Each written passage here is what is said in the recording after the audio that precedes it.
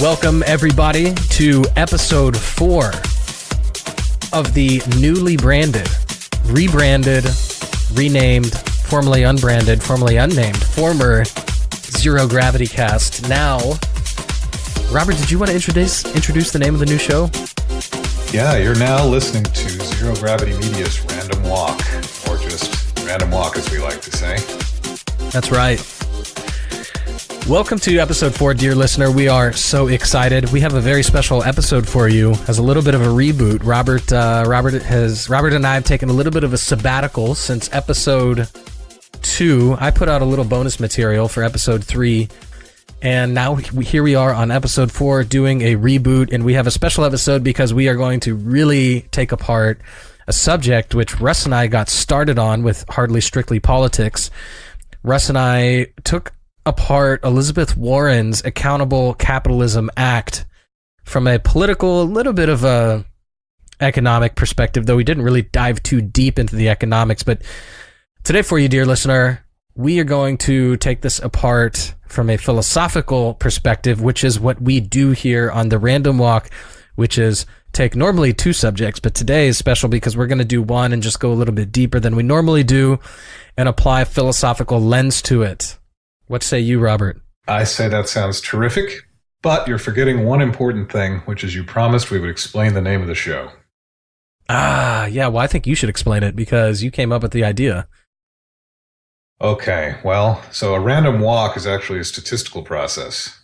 It's its most common form, where the stock market is sometimes considered to be a random walk. It's a process where the outcome has the equal probability of going up or going down, being positive or being negative. And so what you get when you visualize a random walk is that it just kind of meanders at random in any direction, up, down, no clear pattern to it.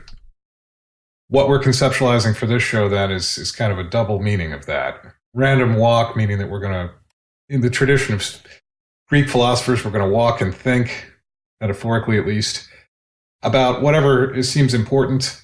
So the random part, different topics, leaves it open for us. The walking is kind of the chewing or considering things carefully as we go. And then, of course, that statistical aspect of it, of a random walk, where the outcome isn't really known and it could go either direction. Indeed.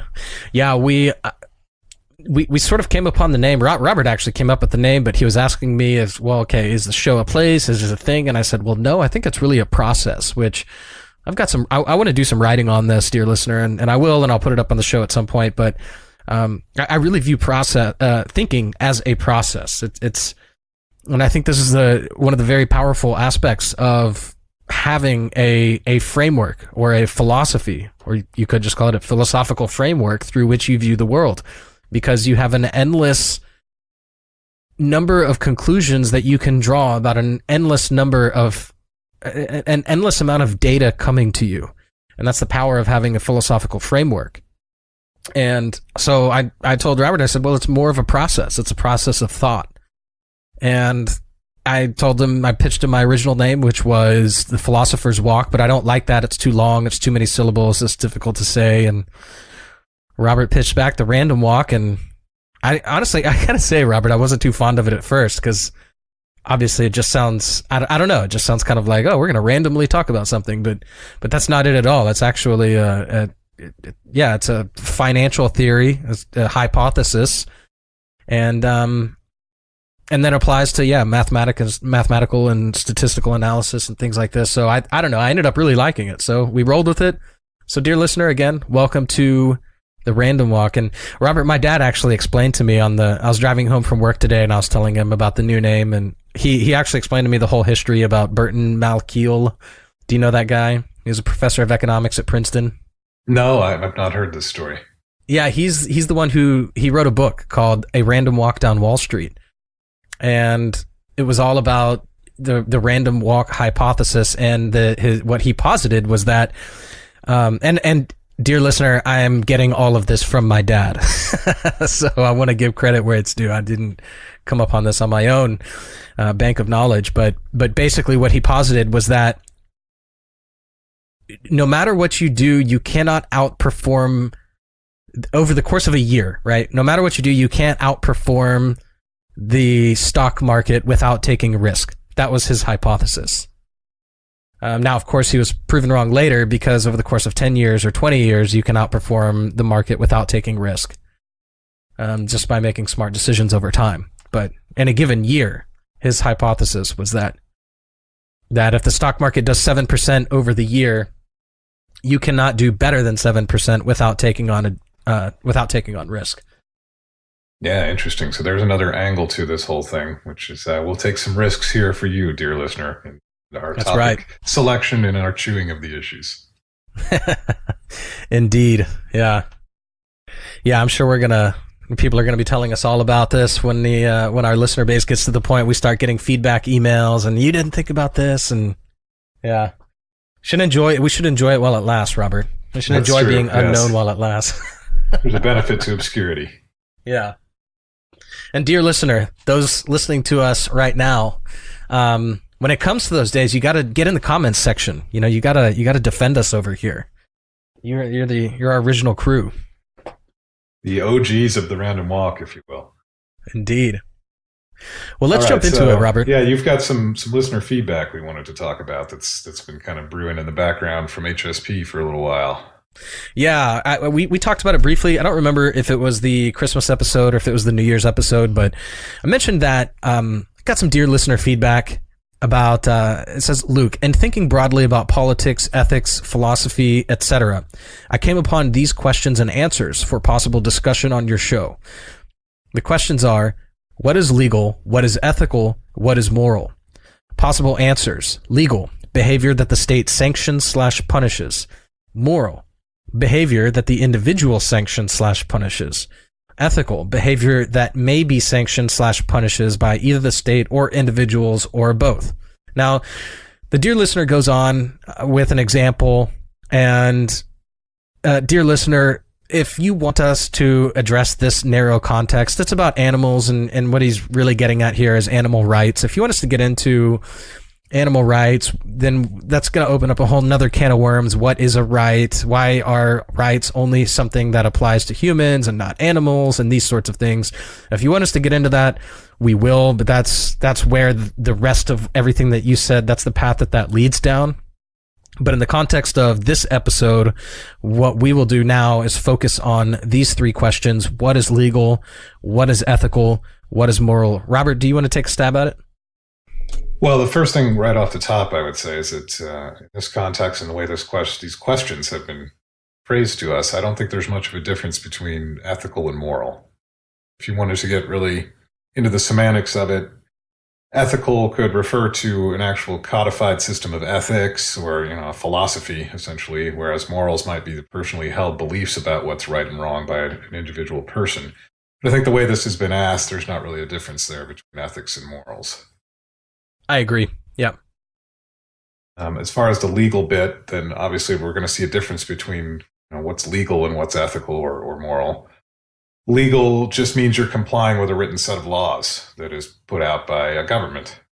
So there hopefully is going to be a connection between morality and the law, because there's philosophically supposed to be a connection there, where politics should be a derivative of your ethical system. That may not always be the case, right? Yeah. I think we can all think of plenty of examples where governments have established laws that under most ethical systems would not be moral. So there is that clear difference there between legal and moral, legal and ethical.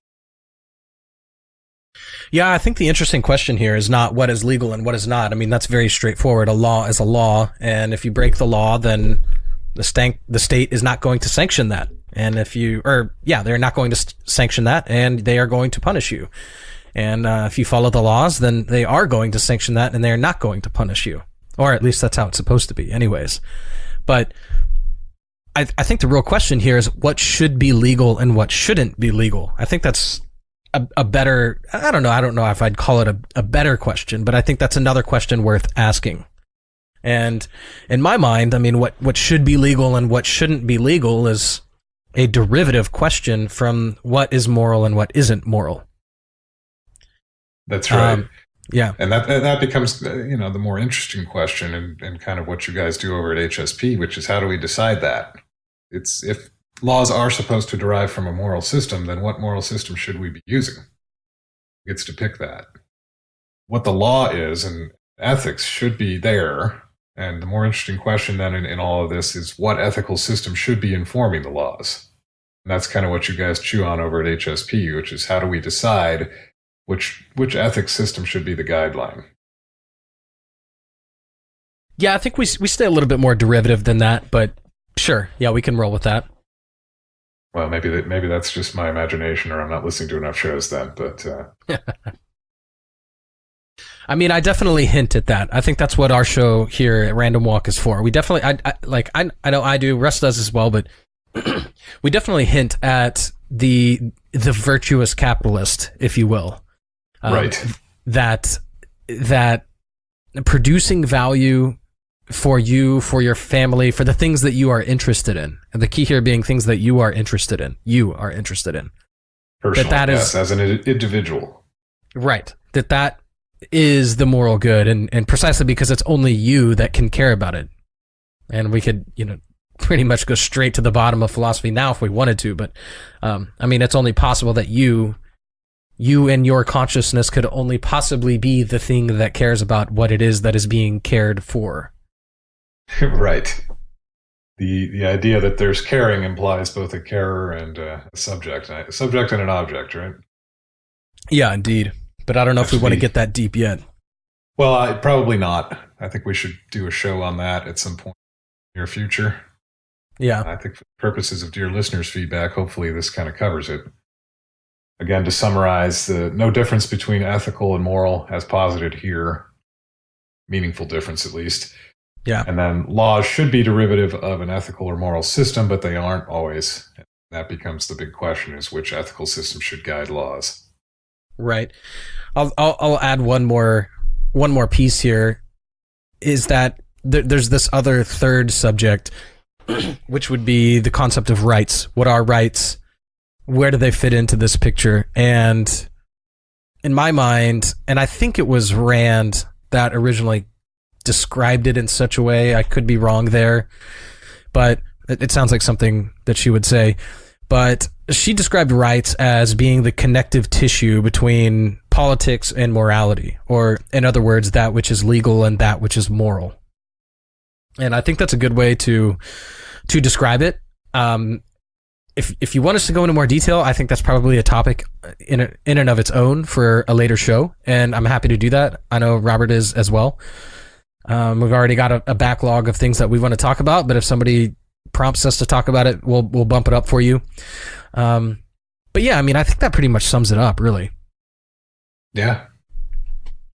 So shall we move on? Yeah, let's do it, dude. All right. So as promised, we're going to get into Elizabeth Warren's Accountable Capitalism Act here. Which, Luke and I were talking before the show, and he said this is really confusing because ACA would be the acronym here, and we've already got Accountable Care Act. So what I'm going to propose for our talk right now, Luke, is that we call this the WACA, the Warren Accountable Capitalism Act. I love it. Waka Waka. Because that's about how silly this whole thing is, as we're about to find out. Yeah, indeed. So if you would, kind sir, can you get us started on this thing? Sure thing. Dear listener, I'm going to skip the introductory paragraph. I did read some of this on HSP. I will encourage you, go listen to the first segment of HSP. Well, don't listen to the first segment. Listen to the whole show. But I would encourage you to listen to the first segment. Russ and I, in my opinion, I think we did a pretty good job. If I have to say, I think we did a good job of really covering this from a politico-economic stance. And so Robert and I are really excited. We're doing a 1-2 punch, as I mentioned in the outset. Robert and I were the first. Russ and I were the first punch, which was the politics and the economics. Robert and I are now following it up. We're going to dive a little bit deeper into the philosophy of it. But part of that is also making sure that we are staying substantive and on topic here. So we are going to read through this. It's not very long, so don't worry. But we are going to pick it apart paragraph by paragraph. And we already did read some of it on HSP, but we have to do this here as well if we are going to maintain accuracy. So here we go. Skipping the first paragraph, which is just talking about what this is, and it's basically meaningless. So here's the second paragraph. For most of our country's history, American corporations balanced their responsibilities to all of their stakeholders: employees, shareholders, communities, and corporate decisions. It worked. Profits went up, productivity went up, wages went up, and America built a thriving middle class. Robert, do you have anything about that? Oh, I've got all sorts of things about that. Well, one of the things I want to do here is point out some of the floating abstractions and logical fallacies as we go, as well as the underpinning ideas. This is a lot of hyperbole right off the top. For most of our country's history, what part of the history would that be? We don't know. Was it from 1776? Was it from 1542? Where are we talking here? And then we're talking about balancing responsibilities to all of their stakeholders. Now, I know you guys got into this on HSP. What is a stakeholder? And they try to tell you right here: employees, shareholders, communities. And this is what I would call a weasel word. They're trying to bait and switch you. They're trying to make you believe that there's such a thing as a stake in a corporation beyond having a share in a corporation.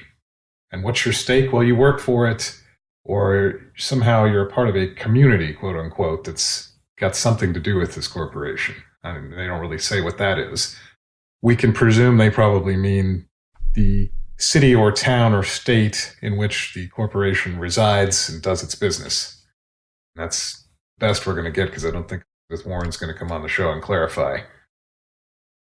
As far as stakeholders go, I have heard this term in many contexts, not just in business. I've heard it in public health, government. What I wanted to figure out is, where did that term come from? So I did a little Googling around, as I want to do. What I found is the Business Dictionary, businessdictionary.com. They had a definition of this. And they say it's a conceptual framework of business ethics and organizational management, which addresses moral and ethical values in the management of a business or other organization. Stakeholder theory was first proposed in the book Strategic Management, a Stakeholder Approach by R. Edward Freeman, and outlines how management can satisfy the interests of stakeholders in a business. So what we see here is a weasel word of stakeholder bleeding out of a management context or MBA school used in bills now. So some kind of fluffy concept, some kind of floating abstraction of stakeholder that was meant to help managers understand their responsibility to hold together the morale of a company, really, is now being used as some kind of legal entity almost to which a corporation now has responsibility. Isn't that interesting? Yeah, I mean, this is this whole corporate responsibility programs that get started. Beyond that, we have this last sentence in the paragraph. We've got, it worked. Profits went up, productivity went up, wages went up, and America built a thriving middle class. Boy, that sounds good, doesn't it, Luke? Sounds so patriotic and just stirring emotionally. Yeah. But what does it actually mean? I'm not sure, because what they're doing here is a fallacy known as post hoc ergo propter hoc. After this, because of this. So whatever their definition of worked is, I guess that's what they're saying, is that get increased profit and productivity and wages, and America built a thriving middle class. Well, they're saying that because of this idea that there was balanced responsibilities to stakeholders, that's what made America prosperous, basically. And I don't really see how that plays out, but okay, maybe. The real thing I think they need to see here is kind of buried in that last sentence. It's not that profits magically went up and productivity magically went up and wages just went up. You know, these are very passive grammatical constructions. That the profits themselves went somewhere. If you take all this apart, what really went down, I believe, is that increases in technology led to greater productivity, which led to greater profits, which allowed companies to pay better wages, especially as companies started to mature. They would get competition, and that competition would extend not just to production of the product, but competition in labor, of course. Microsoft and Amazon compete for labor in Seattle, where they both have substantial headquarters. That's the sort of thing that raises wages, not just profits going up, not just some magical rise in productivity. Those things are antecedents to wages going up, but not necessarily the direct cause. And America building a thriving middle class, well, that was a result really of these increases in productivity and profitability, not just because corporations were balancing their responsibility to community stakeholders, whatever the hell that means. What say you? Yeah, I mean, this is a philosophical show, so I'm going to get philosophical here. I think this is just a very, very classic example of bad epistemology. They are saying things without clarifying what they actually mean. It sounds nice. It evokes emotions, just like you were talking about, Robert. It evokes emotions, makes you feel patriotic, and profits went up, and productivity went up, and wages went up, and America built a thriving class, and then we were all sitting around a campfire singing Kumbaya and roasting marshmallows together. And, but it creates a tension too, doesn't it? You can almost feel the other shoe's going to drop here. Yeah, exactly. But yeah, I mean, it's definitely setting the stage for what's to come, right? I mean, the very name of it is the Accountable Capitalism Act. But it's just bad epistemology. One thing, a recurring theme in HSP, and it's a recurring theme for a reason, but a recurring theme in HSP is that the left really thrives in this sort of undefined territory. These words that really have no meaning, have no definition. Nobody really wants to know what they mean. There's no clarity. It's too complex. Everything about this just screams complexity. You know, who is a stakeholder? Why should we care about them? It's complex in so many different ways. This is the whole intersectionality idea of intersectionality, which we also talked about in segment 1 of HSP. It's just this very sloppy approach to epistemology and identifying concepts, and that this entire piece just reeks of.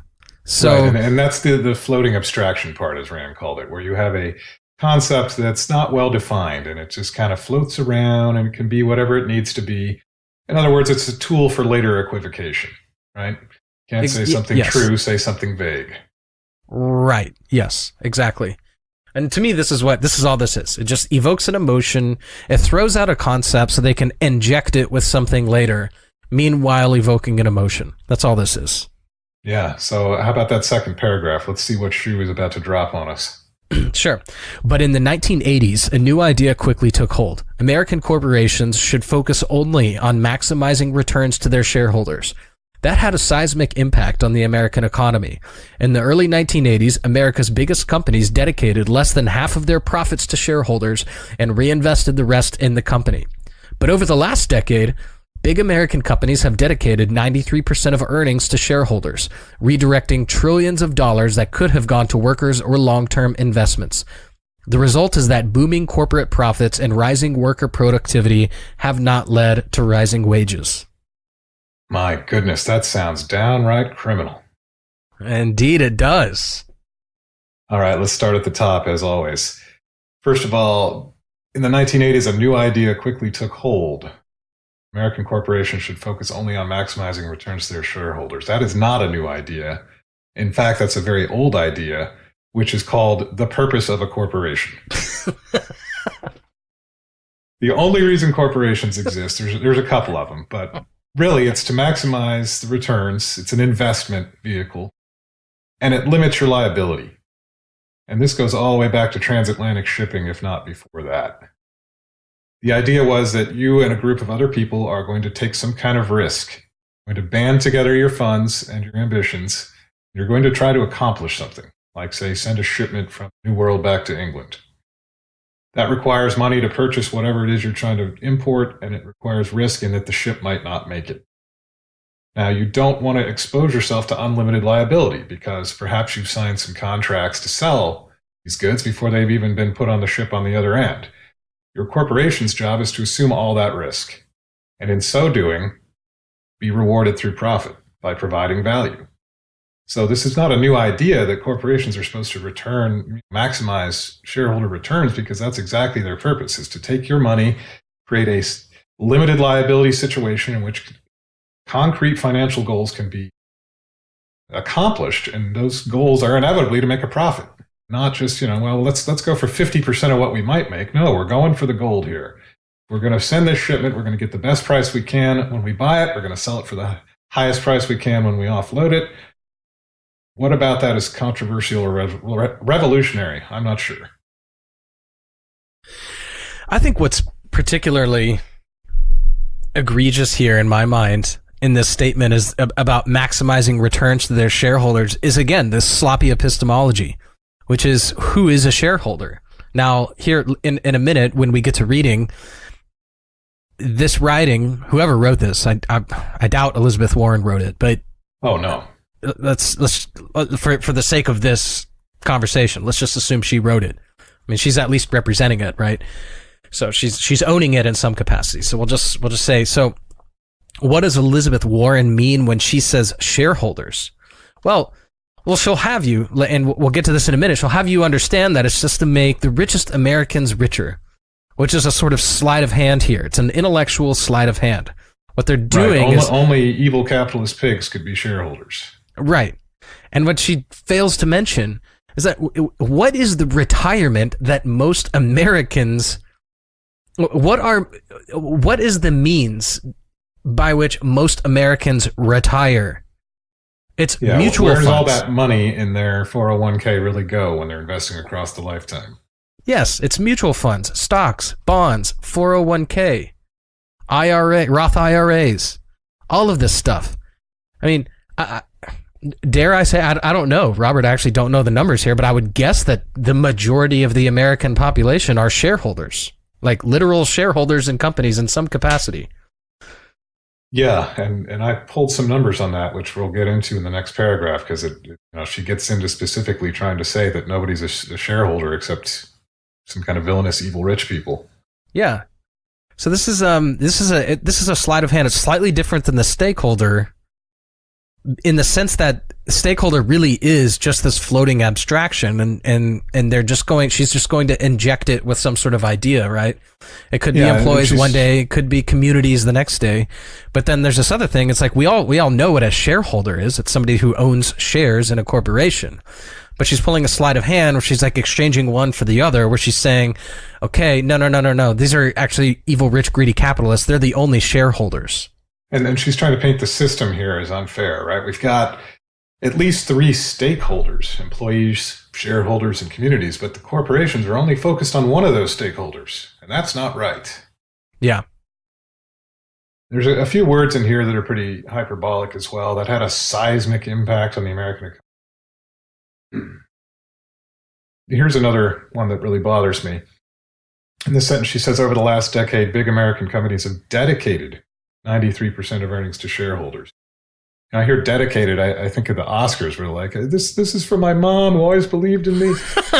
That's not what corporations do. They don't dedicate earnings. They earn profits that go back to the shareholders. Yes. Now, what percent of the earnings go back to shareholders? Well, you've got operational expenses, including paying the workers and raw material costs if you're manufacturing something, all that sort of thing. But it's not a dedication. That kind of language comes from the view that wealth just exists and we're all just, moving it around. Yeah. We're not creating wealth or creating value. We're just, moving numbers from one person's bank account to the other. Therefore, I'm dedicating some portion of my skimmings to shareholders and some portion to myself and none to the community, kind of thing. Yeah, it's like anytime you hear these people, we're gonna, for every dollar, like if you spend $100 on our product, we'll dedicate $100 to this charity. It's right. Almost like this sort of mentality. And you can see this in the sentence, the further part of the sentence, where they say redirecting trillions of dollars that could have gone to workers or long-term investments. Redirecting it has a real malfeasance type sound to it, doesn't it? Yeah, but I want to go back to this dedicated thing. In reality, which they're saying, Robert, is that it should be returned. They are returning 93% of earnings to shareholders. That's right. Yeah, because that's why you put the money out there in the first place, was to try to make a profit, to create value from nothing. Yeah, when you're trying to figure out how that investment worked out for somebody, you don't say, "Hey, man, what did they dedicate to you?" Yeah, you say, "What was your return this year?" What was your dedication on investment? Yeah.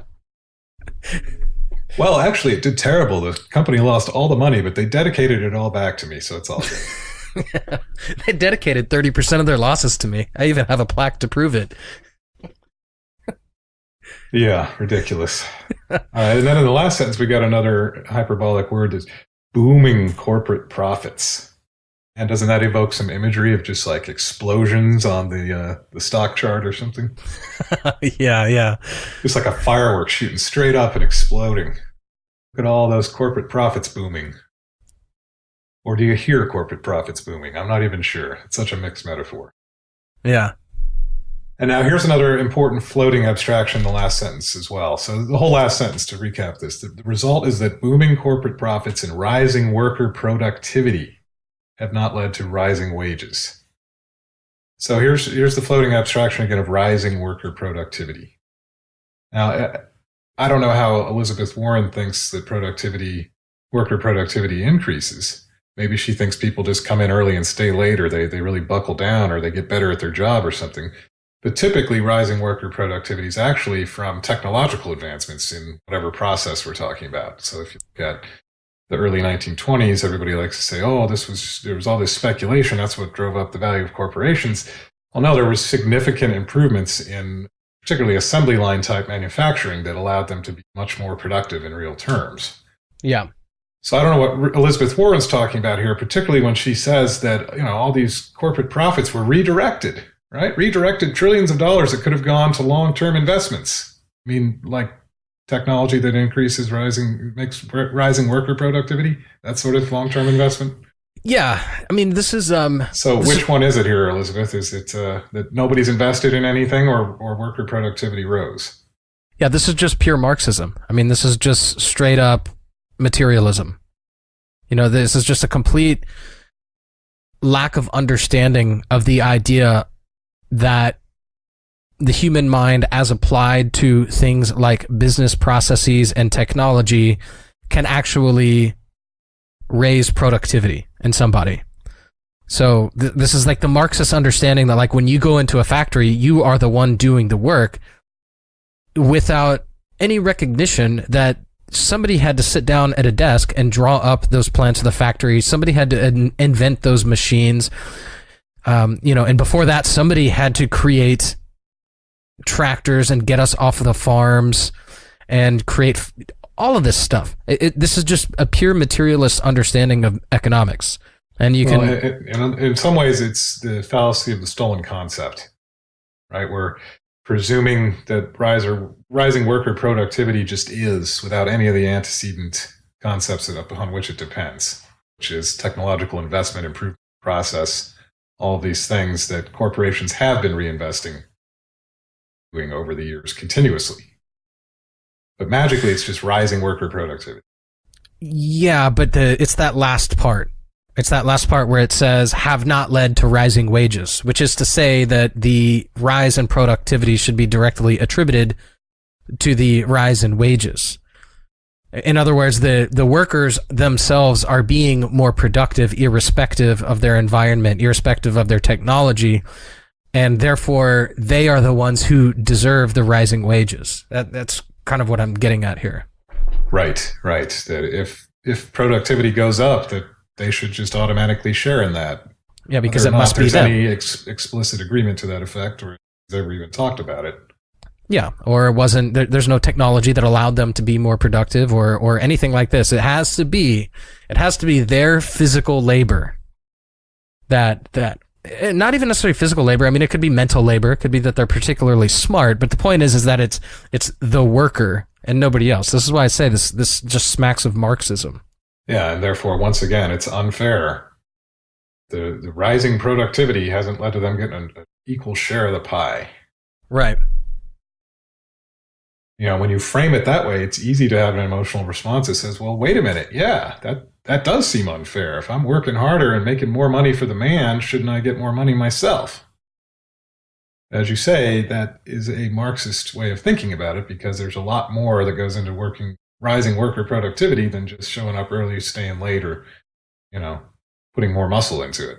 Yeah, driving a couple extra rivets in before the end of the day. See if I had anything else on this other than my sense of disgust. No, let's keep going. All right. Additionally, because the wealthiest top 10% of American households own 84% of all American held shares, while more than 50% of American households own no stock at all, the dedication to maximizing shareholder value means... That's in quotes. Yeah, I should say the dedication to, quote, maximizing shareholder value, end quote, means that the multi-trillion-dollar American corporate system is focused explicitly on making the richest Americans even richer. Bum, bum, bum. So now our plot is fully revealed, which is, you're all being screwed over just to make the fat cats fatter. Yeah. Vote Warren 2020. Yeah. So where to begin on this? So the wealthiest top 10% of American households own 84% of all American held shares. And the same aside you did on HSP, if you go look at this, dear listener, this is a really difficult sentence to parse.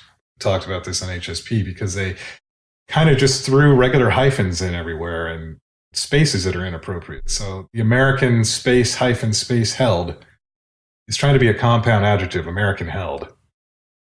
And then they're trying to put a subclause in there, which should be what, M dashes, N dashes, whatever. It should be an M dash, yeah. Yeah, so that while more than 50% of American households own no stock at all is meant to be kind of this aside to this whole thing.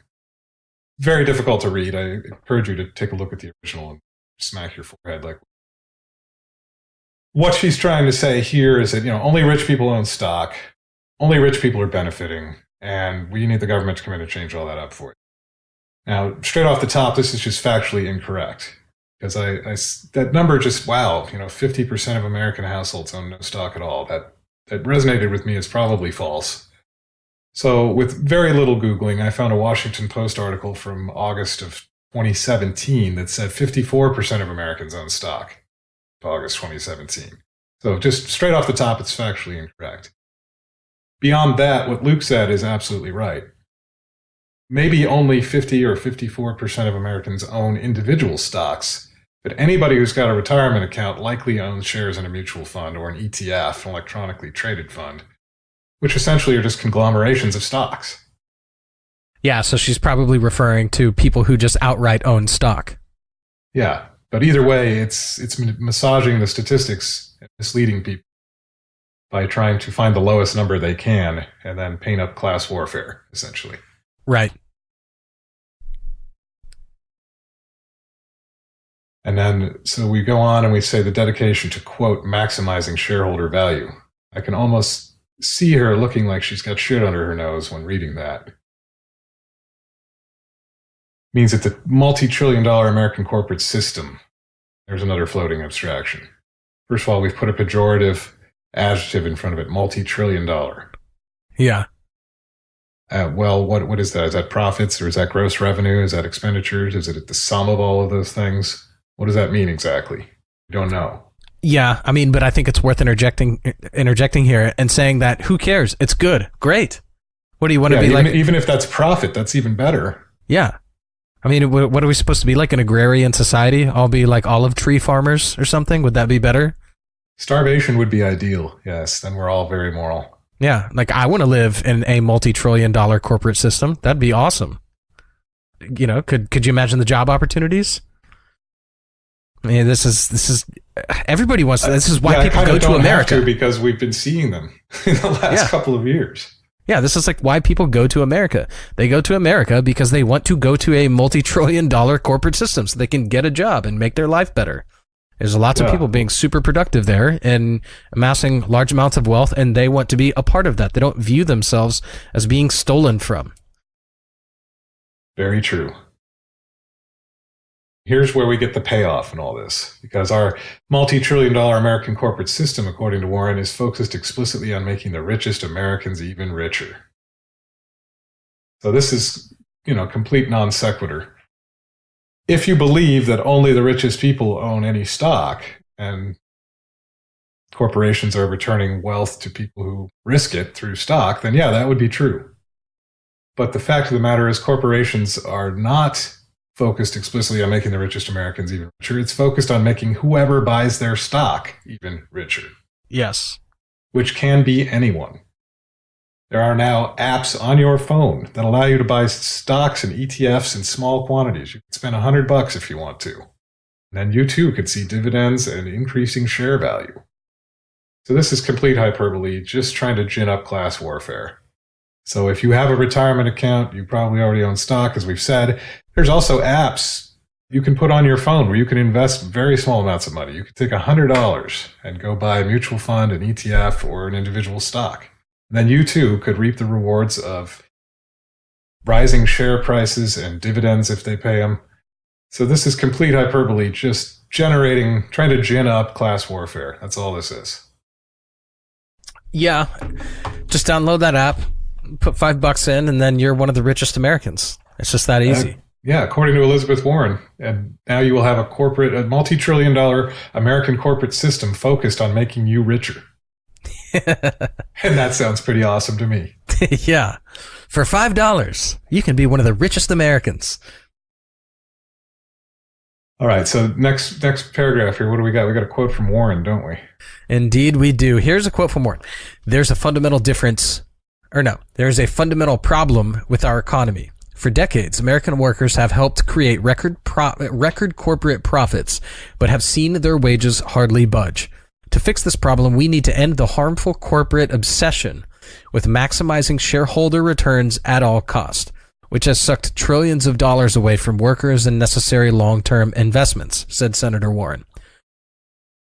Quote, my bill will help the American economy return to the era when American companies and American workers did well together, end quote. Wow, that sure feels good. Yeah. I feel warm. This is in my mind, this is a total, again, like you said earlier, this is a total bait and switch, because before it was about stakeholders, and then now it's just about workers. Yeah, we've moved on. That was 2 paragraphs ago. Yeah. So we're talking about a fundamental problem. There's another hyperbole word, right? Fundamental. This isn't just, it's a slight correction we need here. This is just all wrong. It's fundamentally a problem. Now here we go with the workers. They've helped create record corporate profits. Record corporate profits, mind you. Like Guinness came out and certified it and everything. But their wages have hardly budged. Hardly budged. Sounds so unfair. And we're going to fix this problem. Go ahead.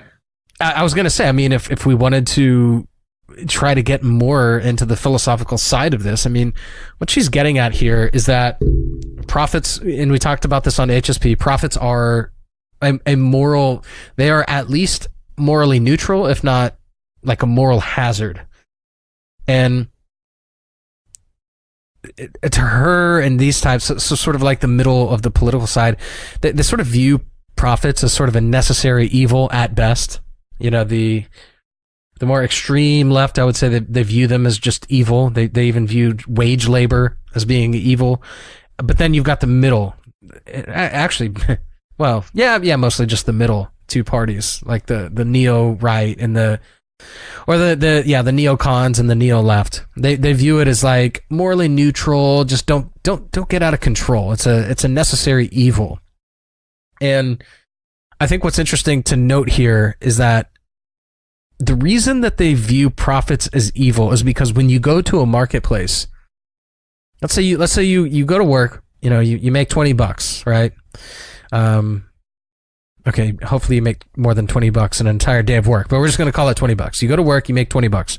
Yeah, you go to the mall, you buy something at the mall, and you bring it home with you, and whatever it was cost you $20, but that's okay, because whatever it is you paid for, if you're being rational, was worth more to you than the $20. In other words, like what they sold to you is worth less than $20, and what you bought was worth more to you than the $20 you spent. So in a marketplace, and one of my favorite philosophers, Yarn Brooke, he doesn't call himself a philosopher, but I would argue that he probably is, but he talks about this a lot. When you engage, and it's not just him, but basically any Austrian economist, Ayn Rand, all of them, when you go to a marketplace and you engage in transactions, all of those transactions are self-interested transactions. You are doing that to make your life better, and they are doing that to make their life better. And both of you are profiting. And so when they talk about record profits, they view this as a moral hazard. They view the marketplace as such to be a moral hazard, as if it is something that we need to hold accountable. And so when she's talking about this is fundamentally wrong, what she's really meaning is that this is morally wrong. There's some sort of moral hazard here that we need to watch out for. She calls it a fundamental problem with our economy. That fundamental problem is the self-interested nature that markets are. Would you agree with that, Robert?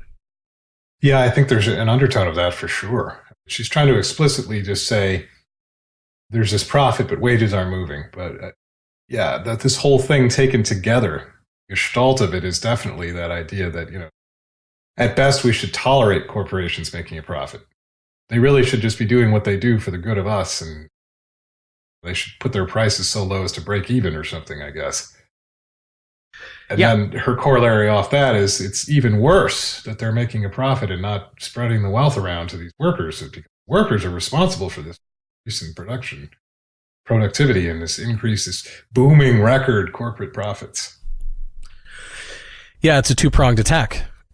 On the one side, you've got, oh my God, making profits. How will, what are we ever going to do? What will we ever do? And then on the other side, it's and they're making not only are they making profits, they're not spreading them around, which is which is in their mind the whole purpose. In their mind, making profits is an amoral activity at best. It's amoral. Yeah, at best, right. And the distinction you raised is exactly right, because in their mind, when you make a profit, it's at someone's expense. I've taken something from you, and that's my profit. Ha ha ha! I've got you over a barrel. You bought my product. Right. Correct understanding is, as you said, when two people come together to trade, they're both trading something of lesser value for something of greater value to them, or else it's not a good trade for both parties. Yes. Self-interested people need to understand what is a gain to me, and what would be a loss. Yes, and in this context, when she says, "Oh, and you didn't spread it around," what she's really referring to here is, we will, it was only worth it if it was for others. If you only did it for others, if you did it for the workers, or you did it for the stakeholders of the community. If you did it for the stakeholders, well, then okay, we'll absolve you of your sins and turn our heads over the fact that you made a profit. So what she's really getting at here is that, well, not only did you make a profit, well, you didn't spread it around. And that's what the big problem here is. Indeed. But don't worry, she's going to fix it. Oh, yeah. Because her bill is going to get us back to some less efficient time. We did well together. We're going to roll back all those rises in profit, I guess. Yeah. Which is really the scoreboard for greater efficiency and greater productivity. Yeah. Meanwhile, tomorrow's article on BuzzFeed, millennials have it too easy. Indeed. All right, I'll go on. Since the passage of the Republican tax bill, American companies have already announced more than $500 billion in stock buybacks this year, while real wages remain flat. There is an urgent need to end the grip of shareholder... Sorry, I can't even hardly say this with a straight face. I know, it's absurd. There is an urgent need to end the grip of shareholder value maximization and return to the era when American corporations produced broad-based growth that helped workers and shareholders alike. Let's stop there. Yeah. So I presume that she means the 2017 Republican tax bill, because there's been many tax bills in the history of America, and her opening statement said since, throughout America's history. So she's talking about what would be known as the 2017 tax bill, or Trump's tax bill, some people call it. And she's going to launch right in and say they're announcing $500 billion in stock buybacks. Why is this significant? It's obviously something she's going to throw in here as bad, right? So you get this conjoiner while real wages remain flat. Now, I've tried to look at the concept of real wages, and this is a very slippery concept in and of itself. There's apparently a lot of different formulas you can do to come up with a quote-unquote real wage. If you look at the Wikipedia page on real wage right now, it's a highly contested page, even where the editors are fighting about the graphics that are there and whether or not it's misleading and how you count this stuff. So you got to be very careful when you start talking about real wages. But even accepting that, she's then saying we've got to end this grip, I love that word, grip, shareholder value maximization. We've got to stop these corporations from making money. Go back to when we produced broad-based growth, whatever the hell that is, that helped workers and shareholders alike. So here we go with the Marxism again. Yeah. Saying corporations, just like you said about the last paragraph, corporations making profit is tolerable at best, but it's actually kind of evil because it's a zero-sum game out there and we're taking something from someone else if we're making profit. And so we got to stop that. We got to stop this grip of making profits and actually returning money to people who take risk. That's just immoral and we can't stand for it. Instead, we need to get into a nice, comfortable Marxist system where people come in and pretend to work and we pretend to pay them. The Russians used to say.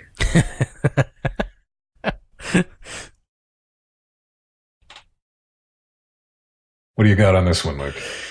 Oh, man. Yeah, I think this real wages thing is it's one of two things. It's either, I mean, they don't expect anybody to actually go look this term up. So when she says when they say real wages, I think that's just some useless qualifier so that the reader goes, yeah, real wages. Literally, I think it's that superficial. I think they're counting on people saying, well, my salary did go up this year, but I really am no better off than I was. Right. Because everything's gotten more expensive. Yeah. And I think it's also it's kind of trying to borrow off of an inflation adjustment. Yeah. Yeah. And,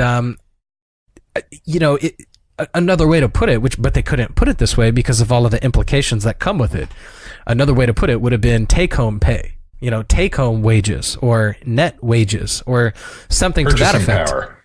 But, well, no, because when you think about what is my take-home pay or my net pay, what's the first thing that comes to your mind?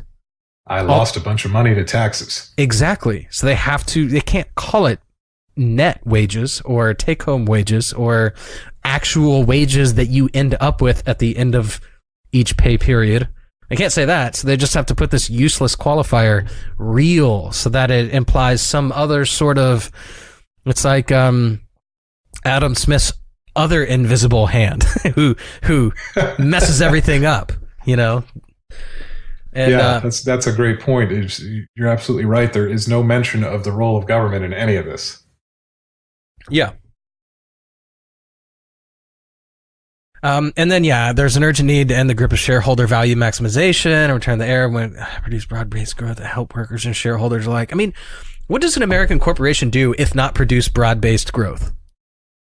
Well, again, this is such floaty language. I'm not even sure what they're talking about. Yeah. And I think that's the point of this whole thing, is just to leave you with the feeling that something's not right and we got to do something. Yeah. All right. Well, here we go, dear listener.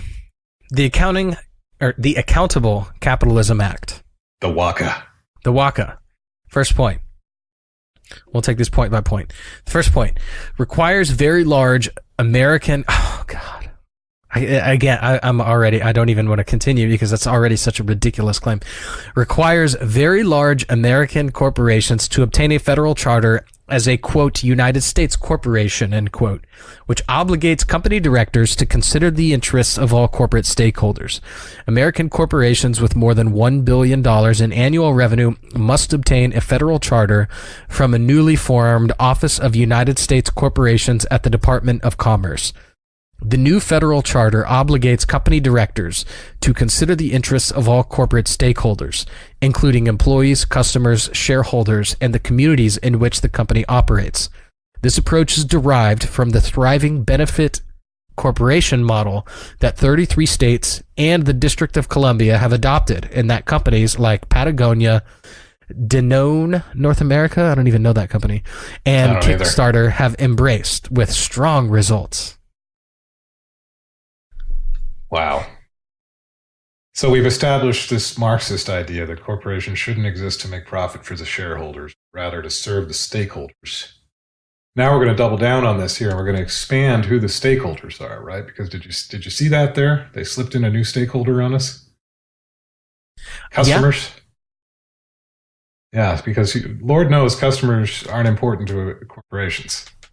Better get that into legislation real fast. Now we've got an increased set of stakeholders here: employees, customers, shareholders, communities. Hey, Luke, you know what? I've got a great tool set to solve all of our Marxist problems.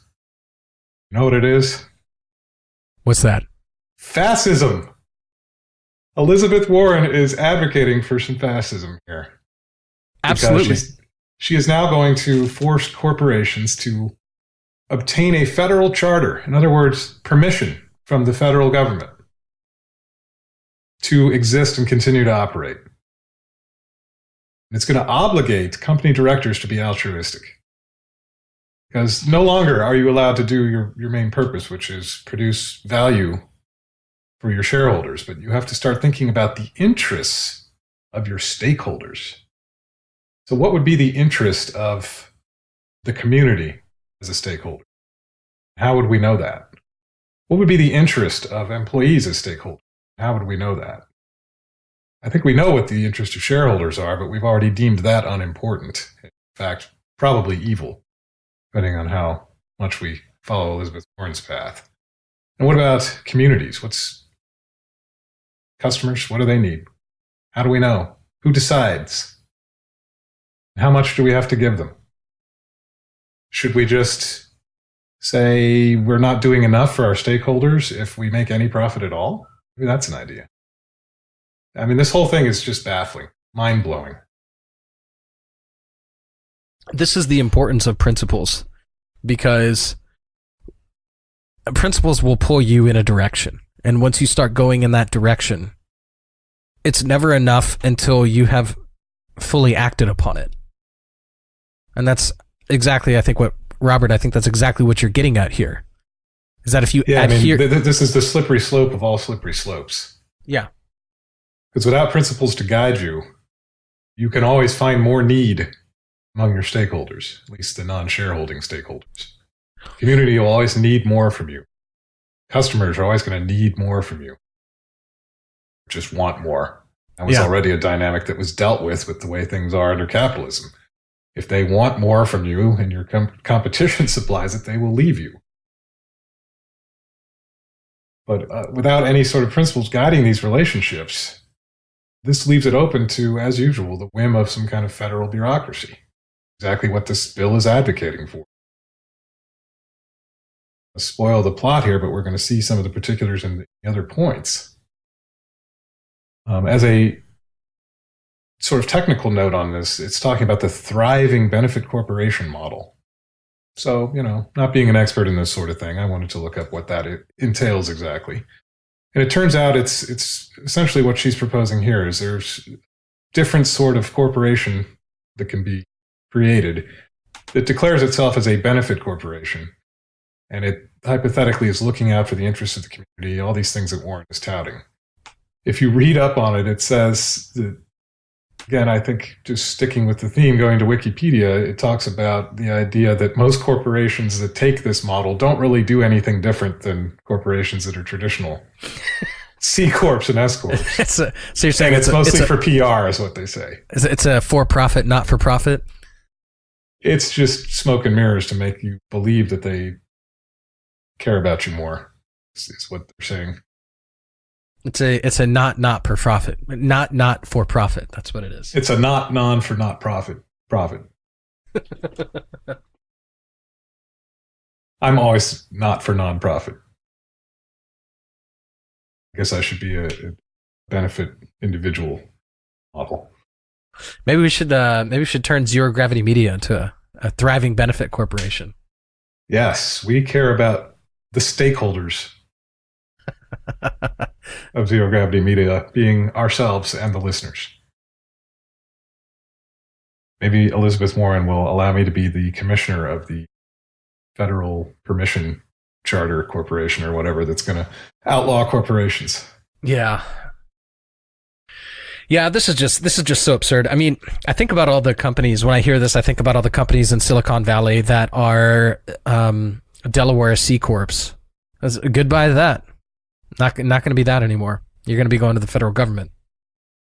Yeah, and it's all the most altruistic companies, too. All your big tech giants who claim they want to save the world incorporate in places like Delaware to avoid corporate taxation. Yeah. It's rather ironic that. Yeah, I mean, all this does is, I mean, from a purely economic perspective, all this does is make us less competitive with the rest of the world. These are that many less companies that's going to come to the United States. This is this will or deflate our ability, our companies, the companies in the United States, their ability to compete with companies in other countries.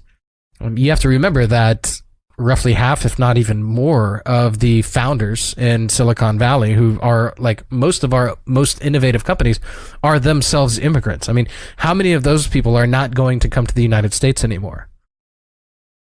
Yeah, there's certainly many places that have good laws around business that are easy to start up, low overhead.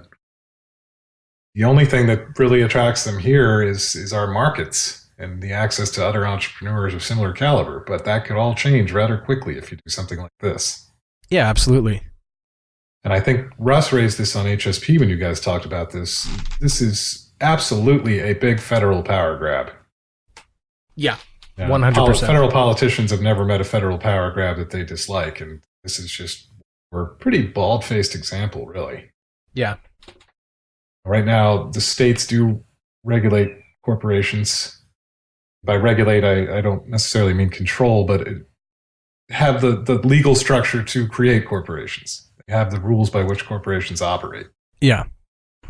And that works pretty well. I think the evidence of that is all around us, because a society of plenty with very profitable corporations. $1 trillion American corporate system, this says. Multi-trillion. This would, of course, just sweep all that power right into the hands of the federal government. Some kind of nameless, faceless bureaucracy will control, apparently, who gets to be a United States corporation. Right. This is probably our cue to go on to the next bullet, because this is where we're going to get into the nuts and bolts of these new obligations and then what can happen if they're not fulfilled, right? Yeah. Yeah. So sure, I'll move on. So empowers workers. So I did this on HSP. I'll do it here as well, which is to precede each bullet point with the Accountable Capitalism Act. The Accountable Capitalism Act empowers workers at United States corporations to elect at least 40% of board members. Borrowing from the successful approach in Germany and other developed economies, a United States corporation must ensure that no fewer than 40% of its directors are selected by the corporation's employees. Yeah. So we're empowering workers now. Corporate law. That's good, I guess. Oh, no, wait, it's not, because they actually don't own the corporation. So they don't deserve to be empowered. And then we're talking about a successful approach in Germany. I'm sure this hits pretty close to home for you. Have you seen all this rampant corporate success in Germany from this approach? Oh, yeah. I mean, the ones that lobby, the politicians, sure.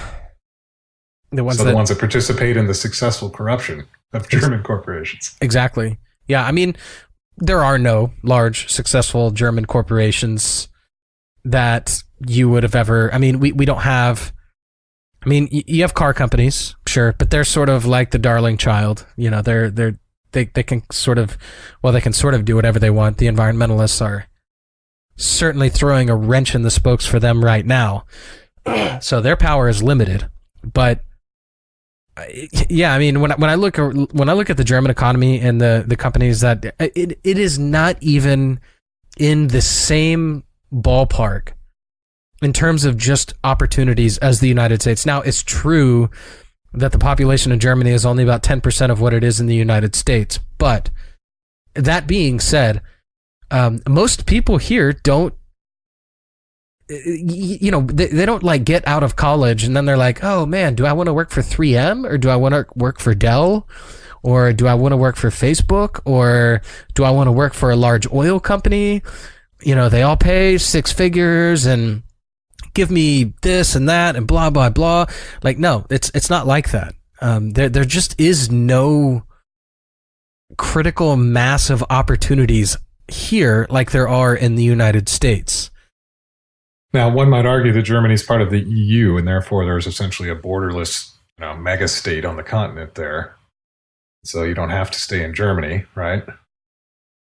Yeah, but it's not comparing apples to apples. Europe is very much, most people who grew up in Europe grew up in small villages where their families have resided for generations. So they don't really want to move. And then also most people in Europe, people don't realize this, but very few people in Europe actually have a college education. So very few of them are even qualified to work for these. But wait, free education for all. Yeah, no, that is a complete, man, I want to do a whole episode on education in Europe, but it is, the higher education system here is absolutely atrocious. It's truly pathetic. It's not even comparable to the United States. Nobody goes to school here. In fact, the school system is designed to make sure that most people never have the opportunity to go to college.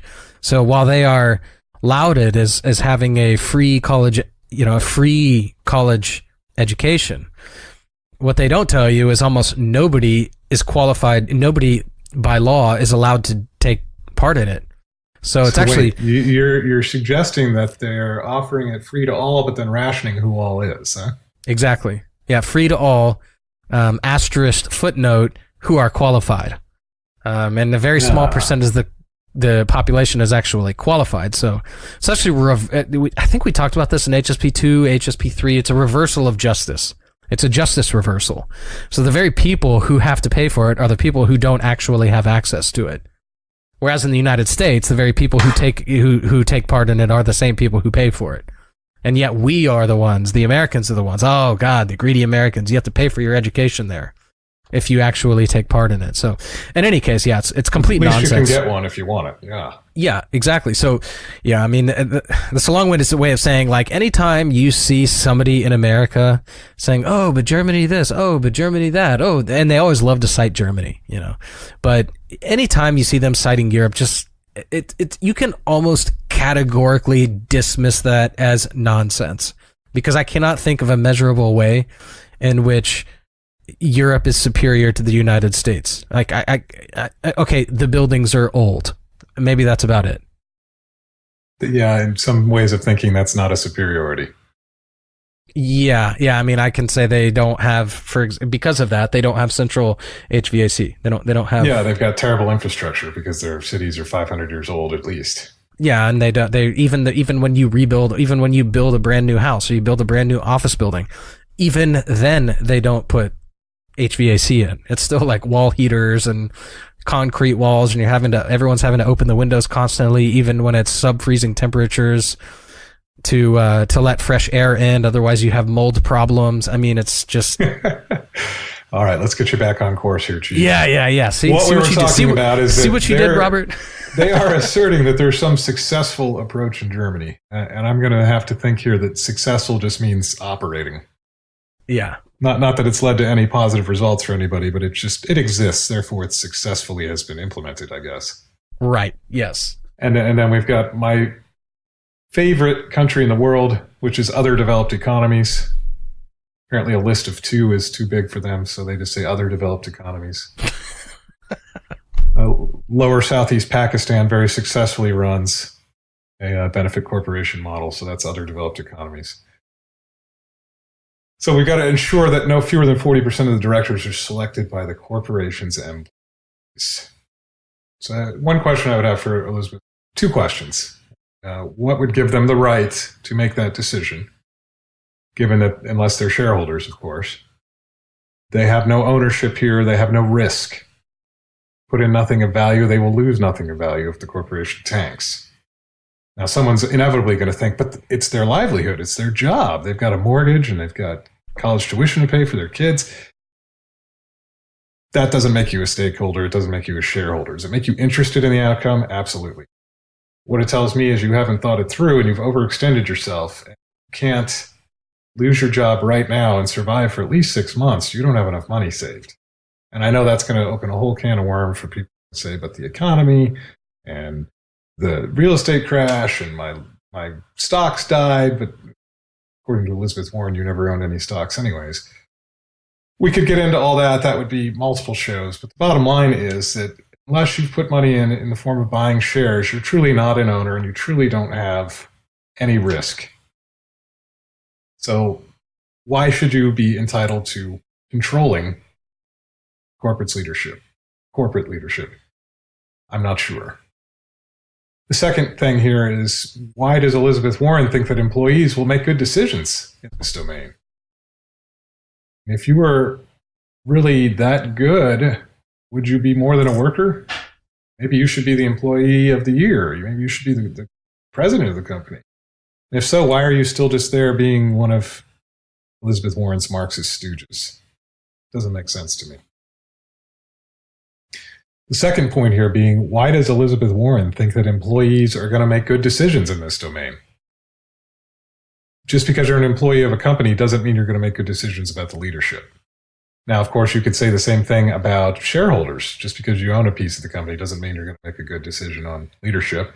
But this comes back around to exactly the point here, which is risk. If I own it, it's my money. At least I've got some control over the risk. I can decide, I like this guy, I like that woman, or I don't want to vote at all, and I'll let everybody else figure it out. When you're an employee and you don't actually have anything at risk, then your ignorance is actually punishing people who do have something at risk. Robert, sorry, were you done making your point? Yeah, I do carry on. I've been trying to think of a good way to bring some imagery to this word stakeholder, to try and drive this point home that they are trying to use this as this squishy little undefined term. Did you ever see that movie? Sorry, dear listener. Did you ever see that movie Far and Away with Tom Cruise and Nicole Kidman? Maybe. What's the plot? Well, the plot is the Homestead Act. And I don't think I've seen this one then. No. You should watch it. Tom Cruise, he comes from, I think, Ireland, and he comes to he goes to Manhattan, and he's very, very poor. And God, do I just spoil the movie outright? I mean, I have to. It's all in the service of philosophy. Go for it. Yeah. Okay, dear listener, if you don't want me to spoil the movie, earmuffs. Okay. So basically, Tom Cruise comes. He's like, I think his dad or something gets murdered. They're basically subsistence farmers in Ireland, and it's the classic example of that'd be the feudal system, where they're basically just farmers and they have to pay taxes and they just barely live. Yeah, if they don't own the land and they're sort of sharecropping it, but it's owned by some kind of government official and they only get a small slice of it, then yeah. Yeah. I mean, I haven't seen this movie in a couple of years, but actually this is making me want to watch it. Anyways, they like kill his father, beat him up or something, and so he somehow boards a ship, makes it to the United States, and this is in the 1800s, and he's very, very poor. He ends up becoming a boxer and does bare knuckle boxing and makes a bunch of money, and he meets Nicole Kidman and they fall in love or whatever, and she comes from a rich family like in England or Ireland, and they have some sort of connection back there. In any case, he sees some sort of flyer or something, which was actually the Homesteading Act, and so he basically just hitches a train and makes his way out to the Midwest and gets his stake. He's got his horse and he gets a stake, and then he rides his horse out and races everybody, and then at the very end he has to fight this guy, and then he drives his stake into the ground, and then that's his plot. And now that you give this summary, I think I did see this back when it was in the theaters. This was like 94-ish or something. Yeah, it's an old movie, man. It's like in the 90s. Quite a while ago. But it's like when I think of a stakeholder, like that's what I think is literally somebody holding a stake and driving it into the ground. You know, it's like, yeah, and the language has got to be related, right? I mean, we're staking a claim, literally putting a stake on a piece of land that we're now saying is ours. right.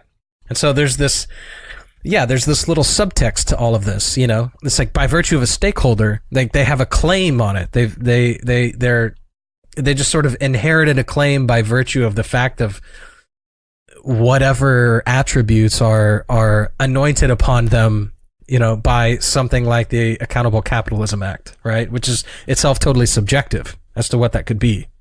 Or it sort of evokes the idea that corporate control and the benefits that the corporation generates are just up for grabs. If you happen to be in the area, you can just put your stake in and get a piece of that action. Right. Yeah. So it's this destruction of the concept of private property. It's a total corruption of a word that used to mean taking ownership over property. Now they've corrupted it, and now they are using it to destroy the concept of owning property. It's very evil, man, I have to say. Yeah, your ownership's not as important as my stake. Yeah. Because I'm in the community. Yeah. All right, should we move on? Yes, please. All right. So we're on prohibits, right? We just did empowers. Okay. So we're on restricts. Restricts. Okay. Restricts the sales of company shares by the directors and officers of United States corporations. Top corporate executives are now compensated mostly in company equity, which gives them huge financial incentives to focus exclusively on shareholder returns. To ensure that they are focused on the long-term interests of all corporate stakeholders, the bill prohibits directors and officers of United States corporations from selling company shares within 5 years of receiving them, or within 3 years of a company stock buyback. This particular paragraph makes me wonder if I have a carbon monoxide leak in my car that's making brain damaged. Because it seems to me that when you hire someone to run your company to make money for you, that's what he should be focused on, right? Yes. Because this is saying that the top corporate executives have huge incentives to focus on shareholder returns. That's exactly why he's there. Or, to be fair, she in some cases, if you're Pepsi. But Elizabeth Warren wants to change all that, of course. She wants to ensure they're focused on the long-term interests of all corporate stakeholders. So, de-emphasize that whole making money thing. Let's think about what the community needs and the employees and the customers. More of the same, man. This is just more of the profits are evil. And the corporation should be there for everything except making profit. Yeah. I mean, to me, what this really means, what they're trying to do is, in HSP, we talked about them pitting the shareholders against the stakeholders. And I think what this is forcing the shareholders to just straight up sacrifice dividends, sacrifice stock price, sacrifice profit. Just shareholders, it is your moral obligation to sacrifice to the stakeholder. You're not the only ones here, right? And you need to contain your greed a little bit. Is sort of the subtext to all of this. Yeah, you're privileged enough in life that you were able to steal money from other people, so now it's time you give back. Yeah. I love that term too. We could do a whole show on give back, but we won't. Oh yeah. Yeah, it's very very insidious. And then the rest of this is nuts and bolts, of course, of how they're going to limit how CEOs get paid, with this goal of making them pay attention to stakeholders. So we're going to punish them if the directors and officers, by not letting them cash out. And if the company does something that's potentially good for the company, like a stock buyback, then, you can't benefit from that. So we're just going to restrict your options. We would make you work for free, but we don't think we could go that far just yet. That's going to be the new Accountable Corporate Act of 2022.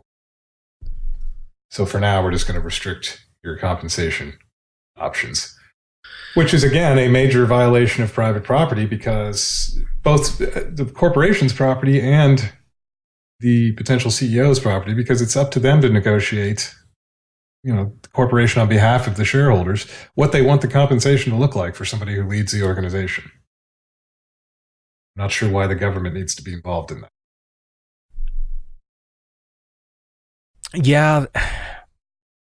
It's also operating, that statement's operating on a couple of false premises. One of them is that CEOs must be, or I should say corporate executives, right? Top corporate executives. They must be these soulless, unemotional, Nietzschean Ubermensch who are going to trample over the bodies of their victims to achieve their ends. Like they almost treat them like they're not even human beings, as if like they didn't rise there through valuing others, through working in teams, through looking out for their. I mean, do you think when a company hires a CEO, they don't do their research? I mean, and if I would think that every bit of someone's background, personal history, is fair game at that high a level. Yes, exactly. And guess what? Like if you did hire a CEO and they did basically pump the stock and then cash out and then it tanks, well, guess who's all left on the hook for that? It's not Elizabeth Warren. It's not a politician. It's the board of directors. It's the other corporate executives. It's all of it's everybody. I mean, that is a great point right there. And that was something I actually meant to bring up in that earlier part about, only the rich own stock and all this. Stock is not a guaranteed wealth vehicle by any means. And that's why people invented mutual funds and ETFs, right? To try to hedge risk. You could think, I'm just going to buy a bunch of Apple stock and my days are over. I'm set. Well, look what just happened to Apple's market valuation this week. All of this has risk, and you're right, it's going to get pinned on these leaders if it goes wrong. Yeah. Not Elizabeth Warren. She's going to go back to her comfy mansion and pop another beer and announce her latest grand political scheme. Yeah. So, yeah, and I mean, and the other reason that top corporate executives are compensated mostly in company equity is because that's what pays out. I mean, have you ever... That is absolutely what aligns their interest with that of the shareholders, is you make them a shareholder. Yes, exactly. And yeah, that's precisely right. I mean, that aligns that makes them interested in a long-term interest. I mean, if they set the company up to make money 20 years, you make money, like, here's the deal. Like, unless you create Facebook, you make money over the long haul. You don't make money in like 2 or 3 quarters. That's not like where company equity pays off. Company equity pays off when you set a company up for success, and then it pays off 5, 10, 15, 20 years later. Like that's where you cash out, is over time. Right? So like all of this stuff is built in so that it is long-term interest. And the reason you do it in equity is because that is what pays out. That's what cashes out. If you just gave them a salary, if you were like, okay, so let's say a CEO, instead of getting that equity, they just give them a $20 million a year salary or something for like 3 years. I mean, do you honestly think they care? No. I mean, the money's just handed to them up front. It's like they are investing in the company. Their efforts are invested in the company. Yeah, I mean, this is the same basic principle as putting a salesman on commission. Yeah, exactly. If you just make a salesman salaried, he's got no pressure to make sales. Maybe if his sales are low enough, he's going to get fired, but you can always figure out what that sort of acceptable level is and then just play to it. Yeah, but then... when you eat what you kill, you hunt better. Yeah. And, but then, Robert, you've got all these people who are like, but does he need to make that much? I mean, my answer to that would be, have you ever tried to be a team leader? Like, have you ever tried to work in the higher levels of a company? That is so incredibly difficult to do. I mean, managing people is so much harder than like managing accounting spreadsheets. Yeah, that's low-level management. Now scale it up to being responsible for the multi-trillion-dollar American corporate system. Yeah. answering the pressure and the technical leadership skills and the business knowledge required is mind-boggling. I couldn't do it. I wouldn't want to do it. Yeah, that is so incredibly difficult to do. The CEOs, they earn every penny of what they get. I think a lot of people don't see that because, they look at people who have more tangible skill sets, like something that somebody could actually understand, like an athlete or a musician or somebody like this. You see, or even somebody in the corporate structure. Whether if it's a manufacturing concern, they look at the line worker. Well, he's the one there putting the rivet on the doohickey.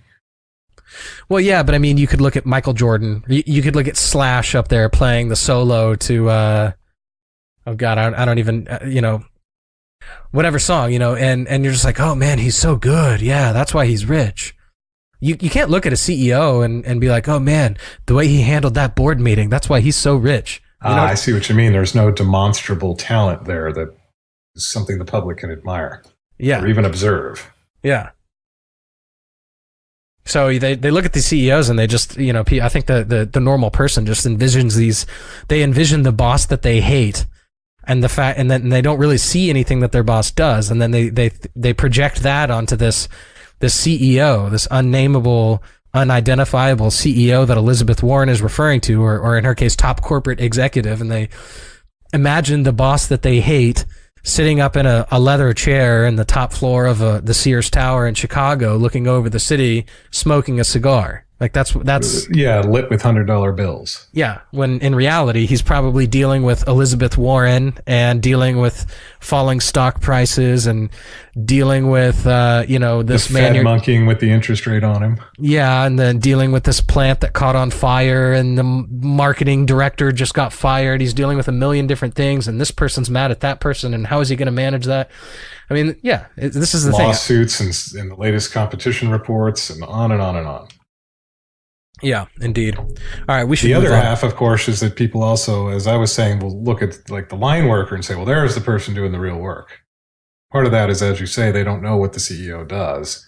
And the other is that old Marxist saw we've been talking about this whole time, which is physical labor is what work is. Yeah, that's, I was about to say, that's just pure mind-body dichotomy Marxism right there. Yeah, and I think we've kind of beat that up enough for this show. Yeah, indeed. I think we should move on, man. We're already running it close to an hour and a half. All right, yeah. We said this was a special show. That doesn't mean it has to be super special long.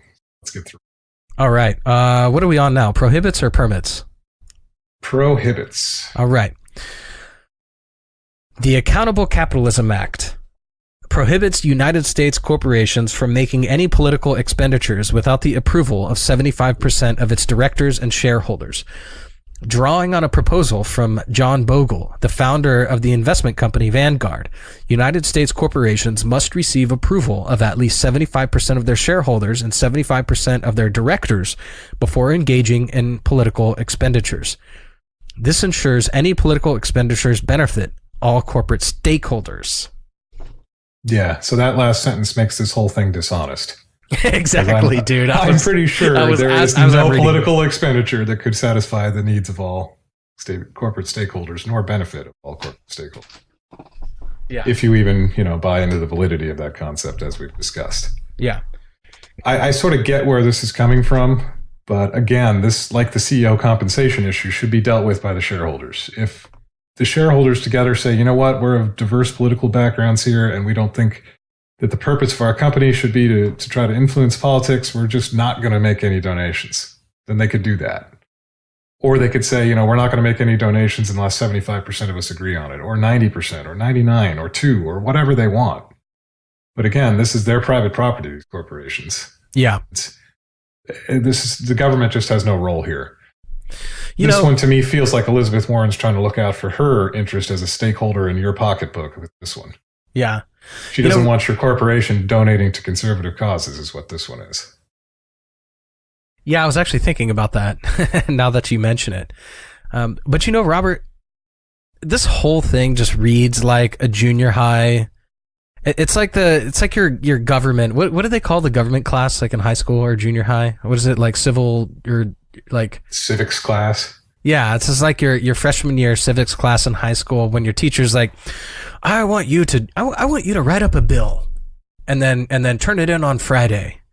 You know, like that's what this reads like, man. Well, this one reads like Elizabeth Warren got assigned that and did it Thursday night. Yeah. Yeah. It's like this ensures any political expenditures benefit all corporate stakeholders. So it's like a corporation that's going to make a political expenditure. And I love how they call it an expenditure as well. Like it's an expenditure, not a donation, you know? Right. Well, I mean, you might have to pay off porn stars to not say anything, and that's an expenditure rather than a donation. Yeah. Yeah. I love the phraseology in this is as if to say, like, this is a line item on the budget. You know, this is like something that's, all right, in Q2, how much are we going to spend on politics? Oh, how much are we going to dedicate to politics? Yeah, exactly. How much are we going to dedicate to politics? I mean, that really does speak. How much is politics going to suck away from the profits that we should be giving to workers?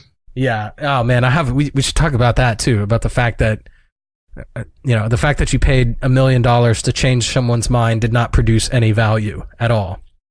All you did was destroy a bunch of jobs. That Warren and her in any case, I don't want to go off on a tangent here, but yeah, I mean, this ensures any political expenditures benefit all corporate stakeholders. Like, what a ridiculous. So it's like any corporation that's going to make a political expenditure is going to like go around to the community and like put flyers out and tell them to, come down to one innovation way and cast their ballot. And if one person votes no, then they're not going to make a political expenditure. This is just such sophomoric amateur rhetoric. It's truly pathetic. This is not going anywhere. This bill. Well, the parallel here is, that this is just like how the election process ensures that everyone will be happy with the election results, right? You broke out for a second. Say that again. Oh, I say that this is just like how the election process in government ensures that everybody will be happy with the results. We've seen that time and again. So why wouldn't it work here? What do you got on the last bullet point for me? All right, here we go. The Accountable Capitalism Act permits the federal government to revoke the charter of a United States corporation if the company has engaged in repeated and egregious illegal conduct. State attorneys general are authorized to submit petitions to the Office of United States Corporations to revoke a United States corporation's charter. If the director of the office finds that the corporation has a history of egregious and repeated illegal conduct and has failed to take meaningful steps to address its problems, she may grant the petition. If the company's charter, the company's charter would then be revoked a year later, giving the company time before its charter is revoked to make the case to Congress that it should retain its charter and the name or in a modified form. Wow. Or in the same or in a modified form. Yes. And so now it all comes home to roost, because what good is a bunch of Marxist rhetoric and fascist tactics without a broad club with which to take control and beat everybody down? Yeah, I was going to say without an apparatus with which to enforce it. So here we go. This federal power grab is going to result in your corporation existing at the whim of the government. If you piss off the state attorney general, they're going to cry to the federal government. The federal government will decide arbitrarily, apparently, if you have a history of egregious and repeated illegal conduct. And then we're going to take vague, meaningful steps to address this. Otherwise, it's going to be granted. So the way I read this now, the state attorney general can just sort of bring you up whenever you fail to do whatever it is they want for your stakeholders. Then the federal government's going to see if they feel like granting you clemency or not.